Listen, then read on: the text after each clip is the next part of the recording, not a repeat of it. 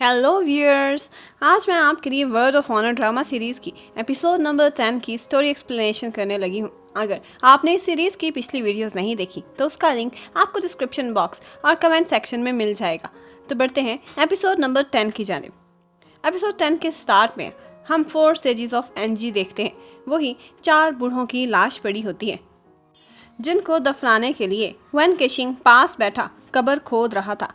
फिर ऊपर से जीशु आ जाता है और वैन केशिंग को कहता है कि इन चारों का क्या कसूर था, तुम्हारे खेल के चक्रों में ये भी मारे गए, ये कोई बुरे लोग तो नहीं थे। तो आगे से वैन केशिंग कहता है कि क्या तुमने आज तक जितने लोगों को मारा है क्या वो सारे बुरे लोग थे। जीशु के पास इस बात का कोई जवाब ना था और वो खामोशी से वहाँ से चला जाता है। फिर एक जगह वो सोचों में गुम खड़ा होता है और उन सारे मारे हुए लोगों को याद करता है जो बेचारे उसके हाथों मारे गए थे बिना किसी कसूर के। और वो बहुत दुखी होकर सोचता है कि मैं गलत था, मैं तुम्हें सोलमेट समझता था, मेरा इस मार्शल आर्ट की दुनिया में कोई सोलमेट नहीं है। विंडोज ऑफ हेवन का लीडर हान यंग भी खड़ा दूर से उसे दुखी देख रहा था।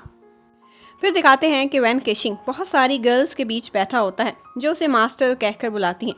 वो उनको एक बॉक्स भी दिखाता है कि जिसमें आर्मर के पीसेस भरे हुए थे। फिर वो उनसे एक शर्त लगाता है कि जो कोई भी मेरे साथ पूरा वाइन जग ड्रिंक करके दिखाएगा उसे मैं गिफ्ट में गोल्ड दूंगा। जबकि दूसरी तरफ जीशु भी अकेला बैठा ड्रिंक कर रहा होता है और याद करता है कि उसे वैन केशिंग ने कहा था कि मेरा काम बुराई को ख़त्म करना है और मैं इंसानों में छुपे शैतानों को मारूंगा। ये याद करते हुए वो ड्रिंक कर करके बेहोश हो जाता है। जबकि वैन केशिंग की सारी गर्ल्स टास्क पूरा करने के चक्रों में ड्रिंक कर करके बेहोश हो जाती हैं। जबकि एक जो जाग रही थी उससे वो बातें करता है कि अगर ज़िंदगी में कोई प्यारी चीज़ तुमसे दूर हो जाए और फिर से मौका मिले कि हम उसे वापस पा सकें तो क्या करना चाहिए। वो ये भी कहता है कि अब मैं उस चीज़ को अपने पास रखना अफोर्ड भी नहीं कर सकता। उधर महल में गाओ चोंग अपने भाइयों के साथ हीरोज़ कॉन्फ्रेंस के मामलात को डिस्कस करता है। वहाँ पर आर्मर पीसेस के बारे में शन कहता है कि आंवला इजाई को आर्मर का पीस हमारे हवाले कर देना चाहिए था, अब वो घोस्ट वैली चला गया है। तो गाओ चोंग उससे पूछता है कि हम कैसे यकीन कर सकते हैं कि उसे घोस्ट वैली वालों ने ही मारा है। तो मास्टर शन कहता है कि पार्टी वाली रात मैंने जाकर उसका पीछा किया था और वो मुझसे गुम हो गया था। जहाँ वो गुम हुआ था वहाँ पे घोस्ट की निशानियाँ थी और जब मैं वापस आया तो उनकी लटकी हुई लाशें मिली। यहाँ पे जाओ जिंग हैरान रह जाता है कि इसका मतलब है कि तुमने उस रात पार्टी से गायब होने के लिए ज़्यादा ड्रंक होने का ड्रामा किया था और मुझसे झूठ बोला था आर्मर का पीस किसी से छीनने के लिए। यहाँ पर उन दोनों की आपस में ही बहस स्टार्ट हो जाती है तो गाओ चोंग उनको चुप कराता है। फिर हमें एक और कबीले माउंट हुआ का सीन दिखाते हैं कि जिनका सरदार हर हाल में 5 लेक्स अलायंस के साथ ताल्लुकात बनाना चाहता था। हालांकि उसके अपने साथी इस बात के खिलाफ थे और कहते थे कि 5 लेक्स वाले बहुत सेल्फिश लोग हैं। फिर जाओ जीशु को दिखाते हैं कि जब वो सुबह उठता है तो पता चलता है कि कल रात ज़्यादा ड्रिंक करने के बाद हान जिंग ने उसे संभाला था और अपने कमरे में लाकर सुला दिया था। वहाँ हान जिंग उसको अपने पास उसके पास एक आर्मर का पीस देखता है तो कहता है कि मैं 2 पीसेस ऑलरेडी ही प्रिंस जिन को भिजवा चुका हूँ। यहाँ पर उसे भी नकली पीसेस के शहर में फैलने का पता चल जाता है और वो कहता है कि इतना घिनौना खेल किसने खेला होगा। हान जिंग जीशु को अपना टीचर मानता था और वो उसके आगे रिस्पेक्ट से झुकता है। तो जीशु कहता है कि नहीं, तुम्हें मेरे आगे बो नहीं करना चाहिए, मैं अब विंडोज़ ऑफ हेवन छोड़ चुका हूँ। दरअसल हान जिंग जीशु के लिए बहुत बेचैन होता है और वो उसे कहता है कि 7 किलो वाली सज़ा आपने खुद ही इन्वेंट की थी विंडोज़ ऑफ हेवन की बिहाफ पर, इसका कोई तो एंटीडोट होगा, मैं आपको ऐसे मरते और तड़पते नहीं देख सकता। तो जीशु कहता है कि मैंने बहुत से गलत काम किए हैं, बहुत से मासूमों पर जुल्म किया है, मुझे आसान मौत नहीं मरना चाहिए, मुझे ज़रूर सज़ा मिलनी होगी अभी भी और मरने के बाद नर्क में भी। ये कहकर वो वहाँ से चला जाता है। उधर हुआंग और दोनों बूढ़े मार्शल आर्टिस्ट भी इसी चीज़ को लेकर परेशान होते हैं कि किसने हमारे साथ फेक आर्मर का खेल खेला है। इतने में भिखारी गैंग के सरदार हुआंग को खबर मिलती है कि गाओ चोंग ने अपनी बेटी की शादी चैंगलिंग से करने का प्लान बनाया है। ये सुनकर वो सारे परेशान हो जाते हैं और कहते हैं कि अगर गाओ चोंग ने उसे अपने हाथ में ले लिया तो बाहर से किसी भी आदमी को कोई फ़ायदा हासिल नहीं होगा। फिर चैंगलिंग से मिलने गुशियांग आती है और उसके लिए खाने के लिए कुछ हेल्दी फूड लेकर आती है, लेकिन वो लेने से इनकार कर देता है। वहाँ पे गु शियांग उसे परेशान देखती है और उससे परेशान होने की वजह पूछती है तो चैंगलिंग आगे से रोने लगता है। तो वो उससे पूछती है कि किसने तुम्हें परेशान किया है। तो वो कहता है कि यहाँ पर सारे लोग मुझसे नफ़रत क्यों करते हैं, मुझे नीचा क्यों दिखाते हैं। ऊपर से गाओ शियाओ आ जाती है और हैरान होती है कि तुम दोनों एक दूसरे को पहले से ही जानते हो।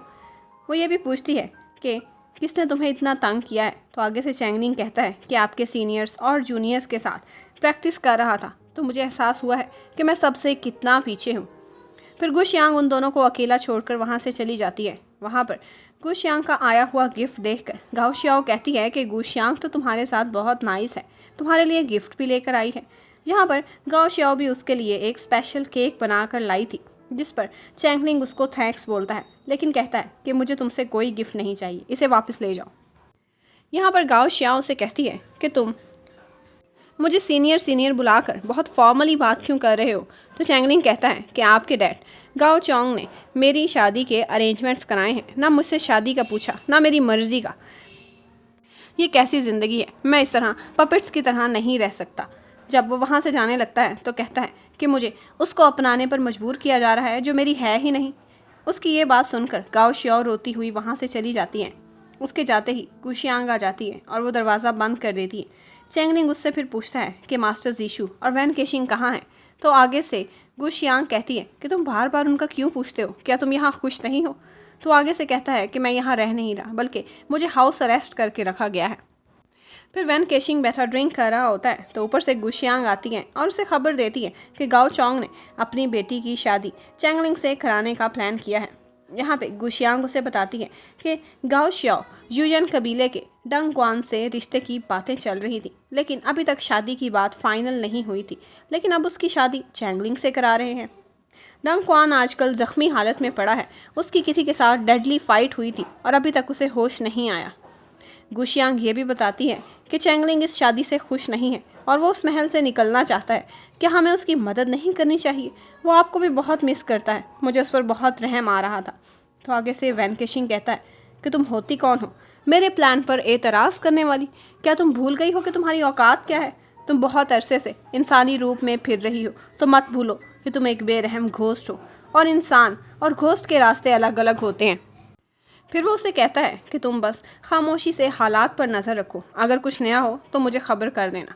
फिर वैन केशिंग उससे पूछता है कि क्या तुम्हें मुझसे डर नहीं लगता कि मैं कितना क्रेजी होता जा रहा हूँ, किसी दिन तुम्हें ही ना मार डालूँ। तो आगे से गु शियांग कहती है कि नहीं, मैं तो हमेशा आपका साथ दूंगी, चाहे आप मुझे मार ही डालो। फिर वो कहता है कि ठीक है, अब मैं पागलपन की इंतहा तक जाऊँगा। गाओ चोंग अपने महल में सिपाहियों को हर तरफ से मोहतात रहने का कहता है ताकि हीरोज़ कॉन्फ्रेंस पुरसकून तरीके से हो सके। मास्टर शेन कहता है कि इतने बड़े बड़े हीरोज़ इकट्ठे हो रहे हैं तो घोस्ट वैली वाले कोई गलत काम नहीं करेंगे। तो आगे से वो कहता है कि सिर्फ घोस्ट वैली ही हमारी दुश्मन नहीं है, बल्कि और भी बहुत सारे लोग हमारे दुश्मन हैं। इतने में गाओ शियाओ आ जाती है और अपने डैड से कहती है कि आपने मुझसे पूछे बगैर ही मेरी शादी तय कर दी। तो वो कहता है कि अभी चैंगलिंग बच्चा है, अभी तो हम सिर्फ तुम लोगों की रस्म ही करेंगे और वेडिंग सेरेमनी बाद में आराम से तुम्हारी मर्ज़ी से करेंगे। तो वो कहती है कि वो मुझे पसंद नहीं करता। तो उसका डैड उस पर गुस्सा करता है कि तुम कैसी बेशर्मों वाली बातें कर रही हो। तो आगे से वो रोने लगती है और कहती है कि मैंने काफ़ी दफ़ा चैंगलिंग का दोस्त बनने की कोशिश की है, लेकिन हर दफ़ा वो मुझसे सख्ती से पेश आता है। लेकिन गाओ चोंग उसकी कोई बात नहीं सुनता और वो बेचारी वहाँ से चली जाती है। अगले सीन में गु शियांग और वैनिंग इकट्ठे बैठे खाना खा रहे होते हैं। तो गु शियांग कहती है कि आज मेरा गाना सुनने का मूड हो रहा है और फिर वो उन्हीं दोनों लेडीज़ को बुलाकर गाना गाने को कहती है, जिसको उसने पिछले दिन कहा था कि अगर मैं गाना गाने को कहूँ तो इसका मतलब है कि मिशन स्टार्ट हो गया है। फिर आगे से वैनिंग दिल ही दिल में खुश होने लगता है कि शायद ये सॉन्ग के ज़रिए मुझे कोई मैसेज देना चाहती है। फिर हमें लव मैंशन का सीन दिखाते हैं। वहाँ पे वैन केशिंग घोस्ट के लीडर की सीट पर बैठा होता है, जबकि सारे ईवल घोस्ट उसके सामने हाथ बांधे सर झुकाए बैठे होते हैं। वो वहाँ बाकी घोस्ट को डांटता है और कहता है कि अभी तक हैंगिंग घोस्ट को पकड़कर आर्मर का पीस मुझ तक नहीं पहुँचाया है। वो उनसे कहता है कि तुम लोगों ने और तो बहुत सारी तबाहियाँ मचाई हैं, लेकिन क्या फ़ायदा, तुम लोगों ने अभी तक आर्मर का पीस ही मुझ तक नहीं पहुँचाया। लेकिन फिर वो खुश भी होता है कि चलो तुम लोगों ने 5 लेक्स अलायंस को अच्छी तरह तंग तो किया है। इसके बाद वो उन लोगों को इनाम देने की बात करता है, लेकिन वो सारे के सारे डर जाते हैं फिर सारे घोस्ट को उनकी की हुई गलतियां गिनवाता है और फिर पूछता है कि मिरर लेक कबीले को किसने माना था। तो एक घोस्ट कहता है कि लॉन्ग टंग घोस्ट का काम है। जब से हम घोस्ट वैली छोड़ कर आए हैं वो मुझे नहीं मिल रहा, ना ही वो मेरे ऑर्डर्स मानता है। तो वहाँ पे वैन केशिंग कहता है कि घोस्ट वैली में हमेशा से ताकतवर कमज़ोर का शिकार करता आया है। घोस्ट वैली का यही रूल है। अगर तुम में से कोई मुझे मारकर लीडर बनना चाहता है तो बेशक वो ये करके देख ले, मैं मरते हुए उसकी तारीफ करूँगा। आगे से सारे घोस्ट डर जाते हैं और कहते हैं कि हम ऐसी जुर्रत नहीं करेंगे, हम आप पर हमला कैसे कर सकते हैं, आप तो हमारे लीडर हो। तो वो आगे से कहता है कि अगर मैं ज़ख्मी हालत में पड़ा हूँगा तो क्या तुम लोग मुझे मार कर लीडर नहीं बनोगे। फिर वो वाइट ग्रिम रिपर के पास आता है। वो ये सुनकर बहुत डरा हुआ था। तो वैन केशिंग उसे गर्दन से पकड़कर हवा में लहरा देता है। उसका गुस्सा देखकर सारे घोस्ट उसके सामने झुकते हैं और रिक्वेस्ट करते हैं कि इसे छोड़ दो, लेकिन वैन केशिंग एक रस्सी से उसे लटका कर मार देता है।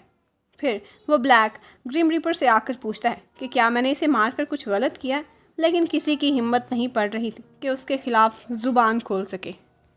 फिर वो बैठ जाता है और चेंजिंग घोस्ट से पूछता है कि यूयान शहर में 10 सरकटी लाशें तुमने फेंकवाई थी, तुम्हारा साथ इसमें किसने दिया था। तो वो कहता है कि वाइट ग्रिम रिपर को मैंने भेजा था। फिर वो पूछता है कि माउंट टाई कबीले के आउलाइजाई को किसने मारा था। उसके चेहरे पर हैप्पी घोस्ट की निशानी थी। तो हैप्पी घोस्ट कहता है कि मैंने ऐसा नहीं किया, किसी ने मेरी निशानी यूज़ की है, मुझे सेटअप किया है। तो वो ये कहते हुए हंस रहा होता है। तो वैन केशिंग उससे पूछता है कि इसमें हंसने वाली क्या बात थी। तो वो कहता है कि मेरा सांस का मसला है, जब भी बोलने लगता हूँ मुझे हंसना पड़ता है, वरना मुझसे बात नहीं होती। फिर वैन केशिंग भी हंसने लगता है और कहता है कि 2 दिनों में हीरोज़ कॉन्फ्रेंस होने वाली है, अब हमें कोई ना कोई प्लान बनाना होगा। इस दफ़ा हम उनको ऐसा सबक सिखाएंगे कि मार्शल आर्ट्स की दुनिया में 5 लेग्स अलायंस एक मजाक बनकर रह जाएगी। यहीं पर ही ड्रामे की एपिसोड नंबर 10 ख़त्म हो जाती है।